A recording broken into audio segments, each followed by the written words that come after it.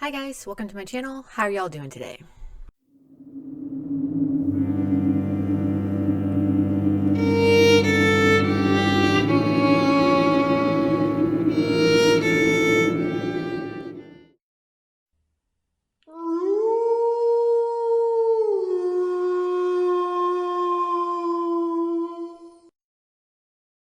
So here on Abby the Witch, we talk all things witchcraft. If that is something that you vibe with, you can go ahead and hit subscribe. You can also follow me on other platforms like Instagram, Facebook, and Patreon, Abby the Witch, just like it is here. So here today on Abby the Witch, we are actually going to be doing part 2 of my VR to Sanctuary Satanica's demonic work video. If you've not watched part 1 yet, I would go ahead and do that first because I split her video up into 2 parts and I'm now reacting to the second part of her video. Also, I'm sorry that my black backdrop is not up today. You just have to see the messy office background. Sorry. So yeah, without further ado, let's go ahead and jump into this. Sometimes you must start from scratch. Summoning spirits without a sigil is a little tricky sometimes. When you don't have a lot of correspondence and everything. That's why, again, it's useful to have a guiding spirit with you. In this case, it was a spirit I didn't have a sigil for, so I channeled one. And I remember looking up the existing sigils, and it's so interesting because, like, clearly they all look different, but they all sort of have, including my own, all sort of have the same essence to it. They have the same sort of vibration to them, and a lot of the same angles and flair to it. I don't really know how to describe it, but they are. No, I know what you're saying. I know what she's saying. And I agree. It is really difficult without their sigils. And it's like you might as well use their sigils because it's there for you. You know what I mean? Like it's easier to invoke demons with their seals. And they're there for you, so you might as well just do that. I mean, again, you can invoke, especially, and I think I said this in part 1, especially if you already have a relationship. And I'm sorry, I have 2 monitors going on, so if I'm not looking at the camera, that's why. Especially if you already have a relationship with this demon,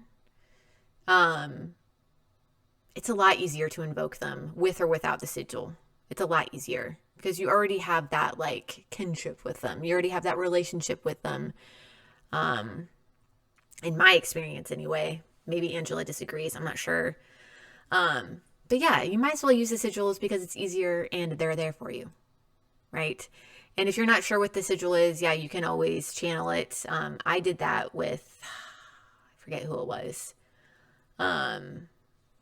But yeah, and yeah, I totally agree. They all do have this same like infernal vibration, for sure. Clearly different images. They're clearly different drawings. So it's just sort of interesting how that comes through, and how the brain scrambles information. Mm-hmm. Sigils, they're just accessories, just like colors and correspondences and things like that. They're all just ways in which we reach that essence. So really the seals, traditionally, if we're going with like the Goetia images, are the seals of the spirits, which some people don't like because of that context. Some people reject those images altogether.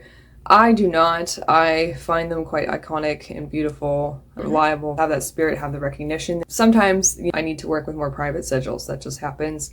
But I found that egregores aren't as big a problem for me since I've been really devoted in my satanic practice. So. Again, you don't have to have the sigils to invoke them.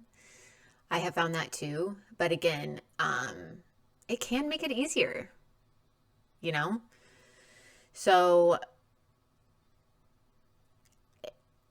I feel like I'm just repeating myself, but again, in my personal practice, I have found it much easier to invoke demons without their sigils as if I have that relationship with them.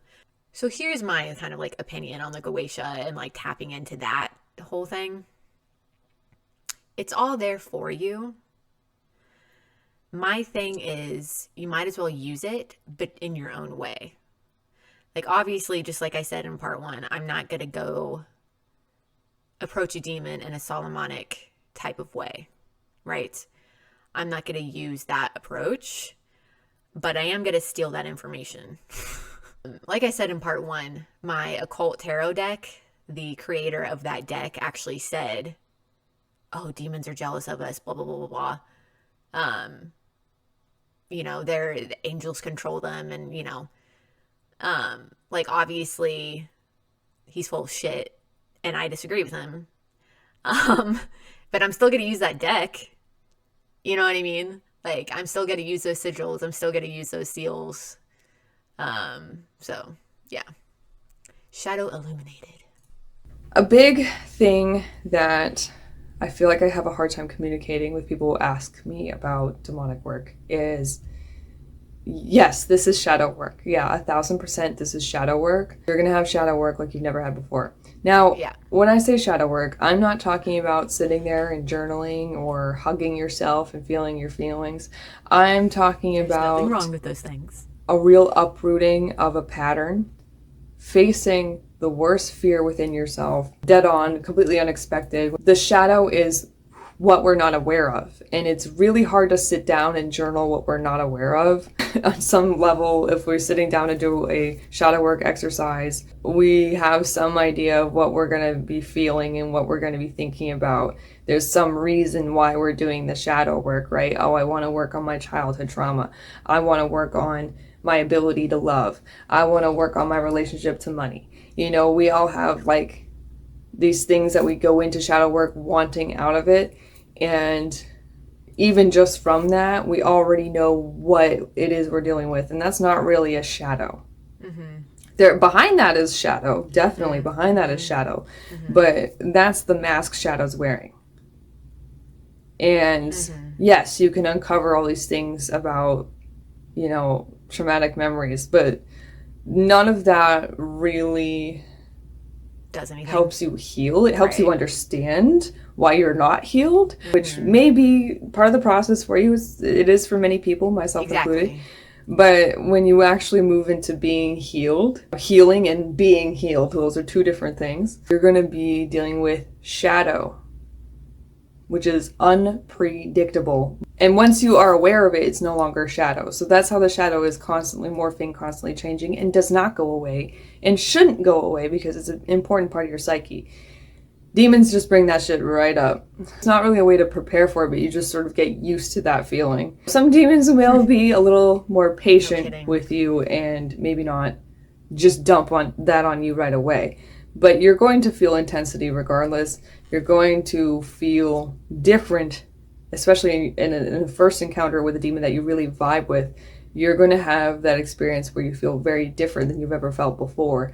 And that can be, exhilarating and terrifying and traumatizing and healing all at once. And that is difficult for a lot of people to process. So again, take your time and be patient with yourself. This is shadow work. Record everything. Mm-hmm. Record everything you can about your experiences. You will want to review that later. Okay, I'm sorry I just let her talk. I didn't want to interrupt the flow. I feel like all that was just like so important to just listen to the whole thing. She just said it so eloquently. I just wanted her to say the whole thing before I responded. So yeah, demons aren't going to, they really are not going to fuck around. Like, they're going to get right to it and they're going to bring it all up. If you want to have a relationship with these ancient gods, they are not going to waste their time and they're not going to waste your time. Okay? If you want to actually work with these beings or these spirits, if you want to actually work with them and actually change your life, that's what they're going to do. Okay? And the next thing she was talking about, the shadow. Yes, it is definitely is. Your true shadow is not something that you're already aware of. I love that she pointed that out. I think that's really important. I think that people, they want to do their shadow work and they want to explore parts of them like, well, I know that part of it is about me that I don't like, but what can let me just write about it in a journal or talk to a therapist about it. And all those things, like I said, are great and valid. And like she said, can be a part of your process. Absolutely. But it doesn't stop there. That's not, I wouldn't say that's full shadow work, because that's just kind of the surface. To me, that's just like the surface of shadow work. Sure, you're addressing something about yourself that you don't like about yourself or that is there, right? Which, yeah, I do think that's like the first step. But you have to really uncover that, because behind that and underneath that is what the true shadow is. Because there's always like a root to something. There's always a reason for something, and that is the true shadow. And working with these demons, that will get brought up. And it is scary. It is really fucking scary. But not to sound cliche, it will change your life. It will. And I mean, I'm not going to sit here and say that I was prepared for it every single time. I'm not going to sit here and pretend like I didn't run away a couple of times, because I'm human and it is really fucking scary.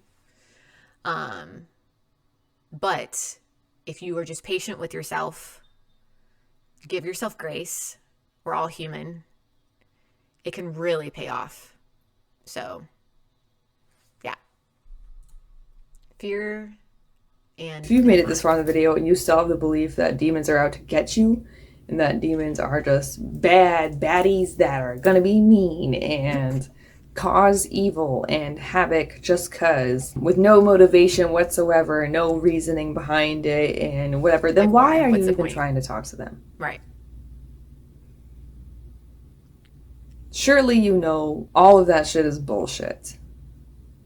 Everyone and everything is capable of both kindness and cruelty. Yes. But typically, most beings, especially most natural beings, and even most supernatural beings, do not do things just 'cause. Right. And I always joke too, like, especially with like the idea of the devil or Satan, when people are like, well, he'll take your soul, and I'm like, well, I don't understand why. What would be like the point? What would be the benefit to him to like want to torture you and take your soul and torture it in hell? And does he like pay his bills in souls? I just don't understand what the point of that is. And yeah, 100%. Everything is capable of harm. And I think that's like the big difference between someone on the left-hand path or witches or people in the occult in general, is that we don't view good and bad as black and white, right? Whereas someone who's not in the occult, or especially like someone in an Abrahamic religion, looks at good and bad as black and white. So it's hard for them to understand how something could be capable of harm but still be a good thing. You know what I mean? It's hard to unlearn that. So yeah. And it's really, really self-centered to interact with the spirit world with this attitude that everything is out to get you. That is extremely naive, self-centered, narcissistic, pathetic, and annoying. And that does attract spirits that do want to fuck with you just to show you what that's really like. And if you catch a demon on the wrong day and you do this shit, that's going to be even worse than some fucking basement dwelling spirit, okay? That's going to be worse than some haunted house motherfucker. That's going to be life altering. Remember, keep your attitude in check and know that these beings are intelligent enough and they know human behavior well enough. Before you even enter the ritual chamber, before you even, start opening the books that you're going to do research on, they've already seen you. They already are aware that you're thinking of them, and they already know your fucking intention. Yeah, now, exactly. I will say, when you're in your first invocation, if you've never experienced deity before, if you've never experienced spiritual energies, like conscious spiritual beings communicating with you before or interacting with you before, you will feel intense, and your body may have reactions that feel like fear initially. Mm-hmm. If you're not prepared to sort of process that and just let that move through your body and explore that, be patient, take it slow, work with some other spirits for a while. Don't just jump into the demonic stuff, because it's going to be intense for you. Try out some ancestral spirits, try out a different pantheon. Get your feet wet elsewhere if you cannot process fear in your body. Lean into fear in that instance. Fear isn't always about real danger. Knowing the difference is a key part of working with these entities. What about this entity is bringing up a fear within myself? Because honestly, I asked it to be here. Yeah, and like she said too, like they're going to know your intent from the get-go, right? And I think that if you are afraid of them, but your intent is to unlearn that fear or unlearn the misinformation that you've been taught, like in Sunday school when you're a kid or whatever, or from society or whoever, whatever, then I think that they would understand that. They understand that we live in this society, we live in this world where, especially in like Western cultures or cultures, especially in cultures where Christianity is like the quote unquote main, lack of a better word, main religion or whatever, or any Abrahamic religion for that matter, they're going to understand that you have been brainwashed or taught something they're going to understand that you were taught that they are something they're not in real life. You know what I mean? And that's another thing too, like that Angela and I both said, and I said in part 1, is that there is this like human connection with them. Like they understand you better than, at least in my experience and in Angela's experience, they understand you and your human problems, right? Yeah. So they understand, like, as long as you go into it with an open mind and with the intent to unlearn certain things, I think they'll understand. I feel like, I don't know. Right. I asked the spirit to be here. I asked the demon to come here. So what am I doing feeling afraid? I'm not special enough for the spirit to just kill me on the spot. So why am I feeling afraid? It's just because a lot of their energies bring up that shadow part that we don't even understand yet. Mm-hmm. And as we work through it, we start to feel more powerful in the presence of that spirit, actually. We start to feel more integrated with who we are. That shadow may still be there, but it becomes more productive to the self.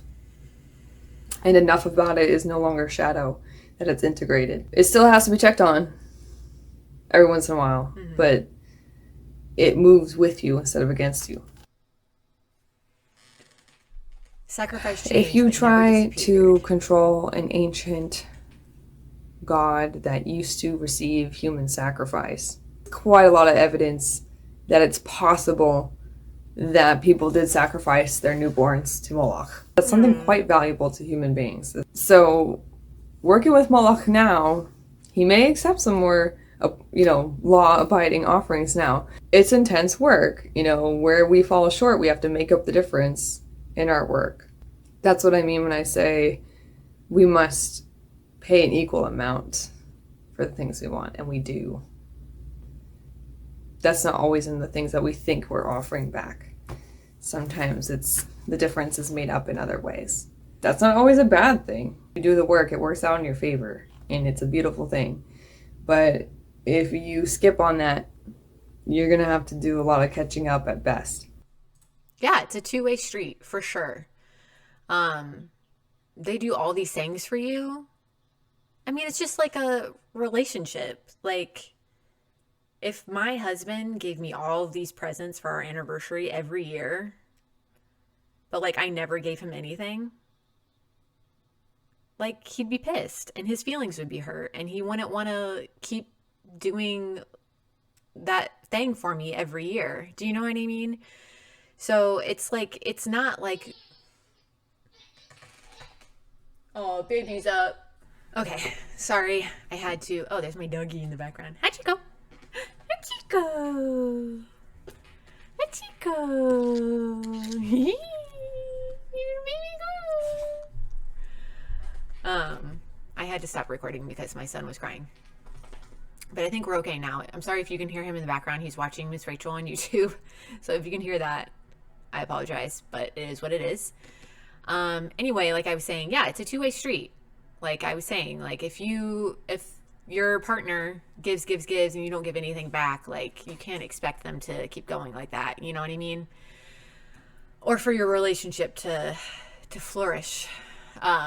So yeah, destroy to create. It is in their nature to be misunderstood. It is in their nature to be outcasted. Otherwise, I wouldn't be calling them demons. I would probably just be working with their ancient god form in that context of that culture.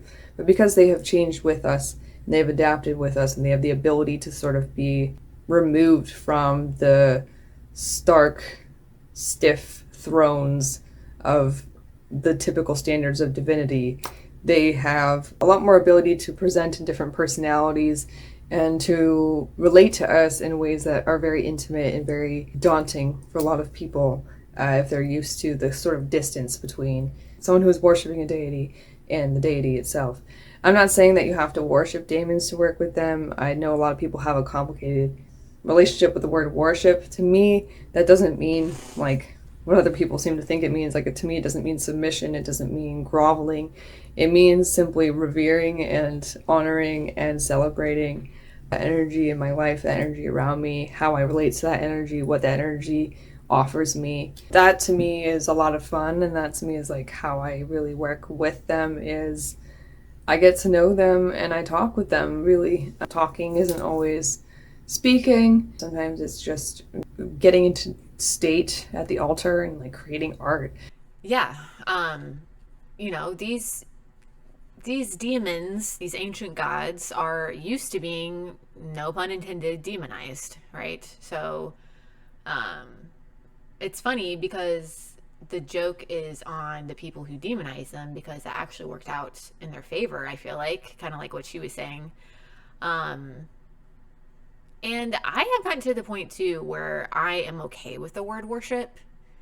And I even call this my religion now, not necessarily just demon work, but just like my witchcraft, my practice in general, and everything that entails is my religion. So I used to be one of those people that felt weird about the word religion and being religious. I felt weird about the word worship. But I'm taking those words back for myself now. And also the word faith. Like, I have faith in the devil. I have faith in Lilith. I have faith in the demons that I worship, work with, whatever you want to say. I'm taking that word back too. And that feels really good. Sometimes it is simply meditating and receiving images. Sometimes it is intentionally divining as I channel to verify things and to get answers and to make sense of things. Sometimes I'm just there to experience the energy because it feels good. And on occasion, we're doing some spell work together. And I rarely just ask for anything anymore because I feel like every time I ask for things, I get it. That's the problem. What I'm learning to do is... Yeah, no kidding. be more specific about what I really want and to be more thoughtful on what I request. I love working with these. Yeah. Yeah. Sometimes this worship or working with these demons can look as simple as just sitting at your altar and relaxing. You know, sometimes I just light a candle and I just talk, like she was saying.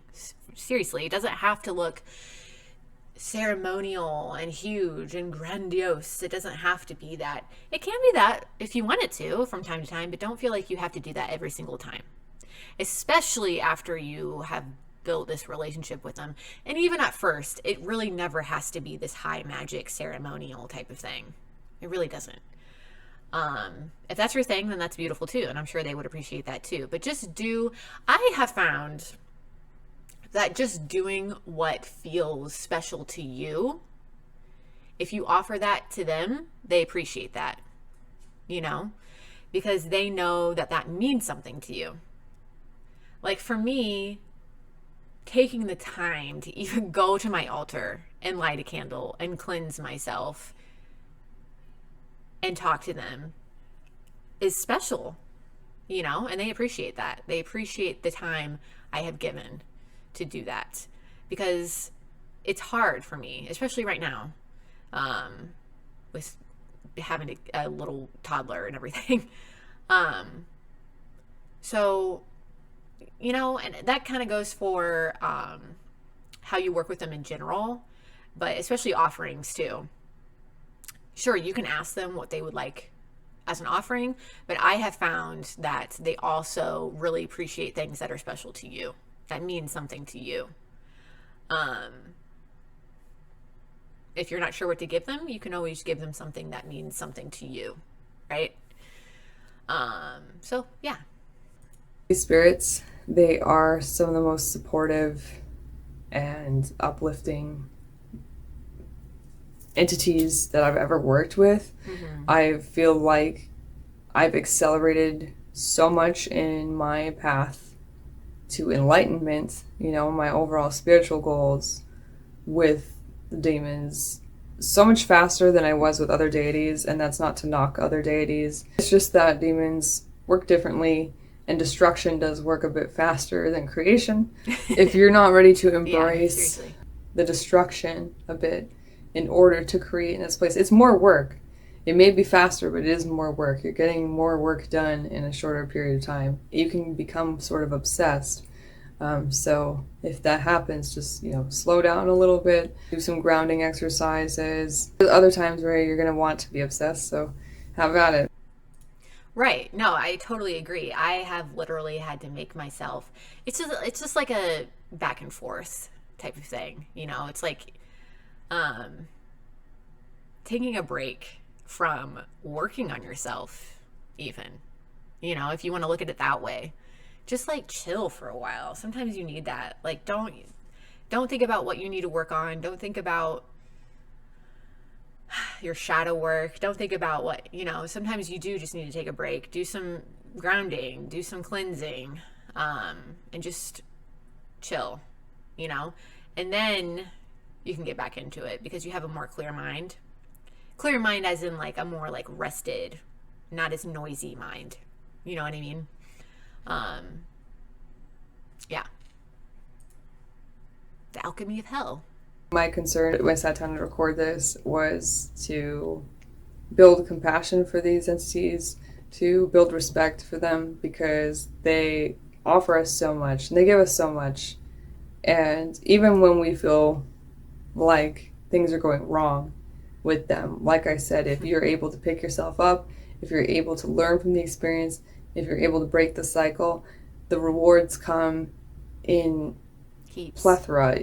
Yeah. If you do the work, if you break the cycle, if you pick yourself up when you fall the fuck down, and you review what you assumed, and you really check yourself, anything that you think went wrong will turn out better for you. These spirits have powerful alchemy because they continue to use, and this is why, you know, I'm referring to the demonic. they continue to use images that have been used to disrespect them as their masks. They continue to use aspects that are seen as negative to their benefit and teach us how to do so. Saying earlier, yeah. There is no getting around being a bad person to some people. Even if you're the kindest person on earth, there's going to be people who have an issue with you, right? Honestly, what's good and bad, there's very few things that are universally so. The demonic teach us how to use that to our advantage and how to accept the whole self. There will always be parts of you that you do not like. There will always be parts of you that are flawed. Turning that into your whole self and being true to your whole self without trying to deny the parts of you that tend to be toxic. How about instead draw in that toxicity for a minute, examine it, digest it, spit it back out as something more productive. Yeah. And like I was saying earlier, looking at the shadow underneath, looking at the root of it, right? And I always say too, that things like shame and guilt are natural to feel to an extent. A lot of it is taught to us through our society. But feeling things like shame and guilt is unproductive. You can learn from things and you can grow. Hachiko. You can learn from things and grow into a different, better person without having to feel shame or guilt. Just remember that you are a human being. Everyone, like Angela was saying, has things about themselves that they don't like. Everyone has done things that they are not proud of. Examine it and use it. Use it in a healthy, more productive way. I have learned to do that personally with my sacred wrath, my sacred rage. I can use my sacred rage for my magic. I can use my sacred rage for making change in the world. You know? So transmute that behavior into something more beneficial to yourself and to others. Yeah. That is what this work is about. Yes. And I talked about shadow work before, and I talked about how intense it can be, but I think when I say intense, like people hear these words they want to say are negative or bad.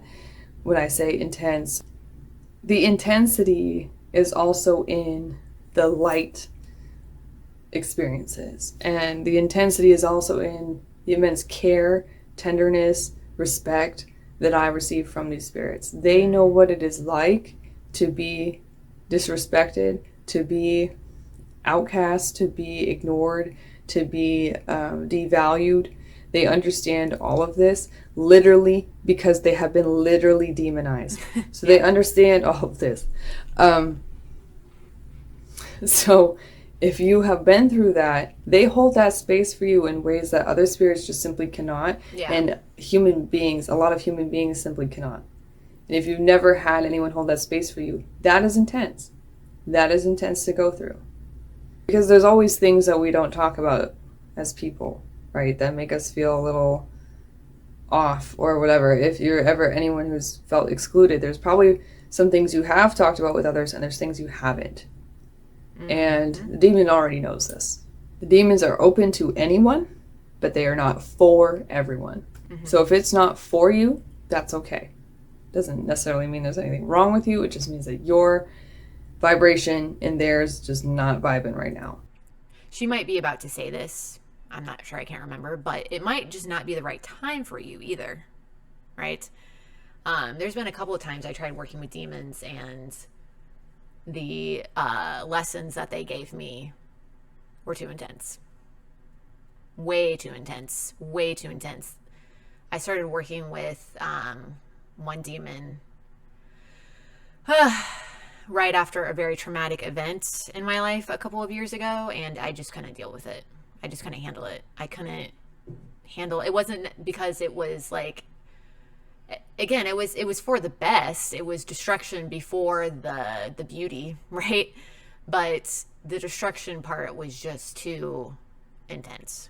I couldn't handle it at the time. Oh, there's my cat in the background. So yeah, it might just not be the right time. It's okay to step away and come back. It's okay. It could change in the future, maybe not. Not every path is for everybody. I don't go around just going, oh, well, I guess I'll try an ATR today. You know, typically, you get into something sort of intense because something called you to it. And if you can't really identify what that is, I would say take it slow.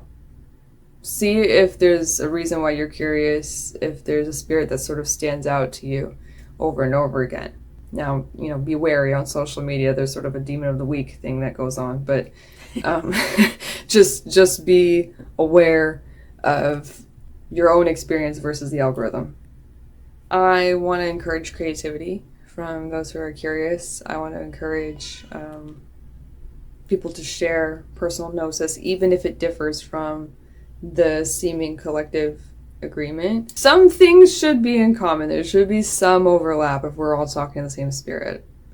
But in terms of what overlaps, I think it doesn't matter that much in terms of like what candle color do they use, what incense do they like, Yeah. You know, what sort of stones are associated with them or what metals. This depends on the system you're using, and this depends on the hierarchy you're using and the reasons why that demon came to you. So this is going to vary. Also, many spirits have different sort of faces and masks that they use, even if they're using the same name. Yeah.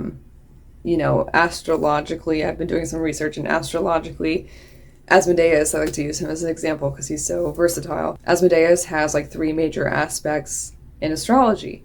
So, you know, and then the Goetia he's described as having like, you know, 3 heads. Figuring out correspondences for different aspects can be interesting.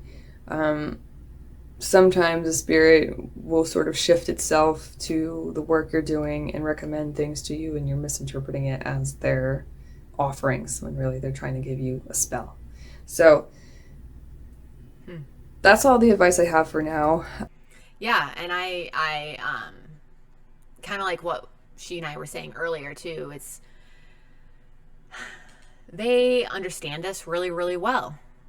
Again, so how they present to you could be much different than how they present to someone else, simply because they know what you will understand the best.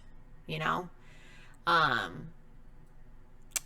So yeah, there should be maybe some overlap. Like it's always nice when my personal gnosis is verified by someone else. There's a shared gnosis between me and another witch. That's always fucking cool, right? But really, like, don't get too hung up on that, you know, because these demons, like, it's your relationship with them, and it might look pretty different from someone else's relationship with that demon because you're a different person from that other person. So it's okay. I'm sure I'm going to think of other things and kick myself for it later, but for now, this is the video. I'm going to have a lot of editing to do because as I'm looking at my recording time, it's over an hour. Same. So I have to go because I have some prayers to do and I have to hit the hay. So see y'all next time. Bye-bye now. Bye, girly. Thanks for making it all the way to the end of the video. It's Editing Angela here. So there are 3 major genocides going on in the world right now. I have some links in the description because we really should be doing something the fuck about it. So please check those out. If you want more resources to do with demons, please look at my website. And, you know, if you want a reading about a demon, you can book a reading with me through my website. All of it is there. Welcome to the Sanctuary Satanica. Let's make the world a better place for all of satanic kind. Thank you. Yes, and I love how at the end there she mentions that she does have links for different charities and probably GoFundMe's. I'm not sure, I haven't looked at those links exactly, but for Palestine and the genocide going on over in Palestine. So that's it, guys. I did it. I finally did it. I got part 2 done. I got this VR done, finally. I've been wanting to do this, get this done for a while now. I'm so glad I was able to finally get this done. because again, I think this is really important to talk about. I think that demon work as witches is a really important thing to talk about. Anyway, guys, thank you so much, Angela, for your video. Thank you so much, Angela, for letting me do a VR to your video, and I hope to see more from you soon. I love your content. If you guys have not subscribed to Angela's channel yet, Sanctuary Satanica, you really need to. I will link her channel down below. This video I just reacted to, I will link it down below. Go ahead and subscribe to her channel. She's a wonderful resource for all things Left Hand Path, all things Satanism. And until next time, guys, I hope you stay very well, and don't forget to follow the snake.